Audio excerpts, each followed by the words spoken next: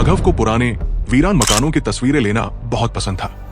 एक दिन उसे शहर के बाहरी इलाके में एक हवेली की खबर मिली जो 40 सालों से बंद पड़ी थी।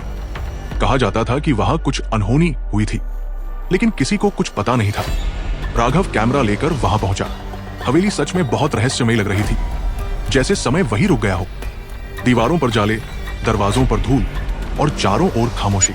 जैसे ही वो अंदर गया, उसे महसूस हुआ कोई उसे देख रहा है, लेकिन वहां कोई नहीं था। उसने एक एक कमरे की तस्वीरें लेनी शुरू की। तभी उसकी नजर एक बंद दरवाजे पर पड़ी, जिस पर एक बड़ा ताला लगा था। उस पर लाल रंग से लिखा था, इसे मत खोलना, मौत सो रही है। राघव मुस्कुराया, अरे डराने की चाल है बस। उसने ताला तोड़ दिया। कमरा खुलते ही तेज ठंडी हवा का झोंका आया। अंदर अंधेरा था। उसने कैमरे की फ्लैशलाइट ऑन की और भीतर कदम रखा। कमरे के बीचों बीच एक पुरानी कुर्सी थी, जिस पर एक लड़की की धुंधली तस्वीर टंगी थी। तस्वीर के नीचे लिखा था, रागिनी 1985 में लापता। तभी कमरे में दरवाजा खुद ब खुद बंद हो गया। राघव घबरा गया।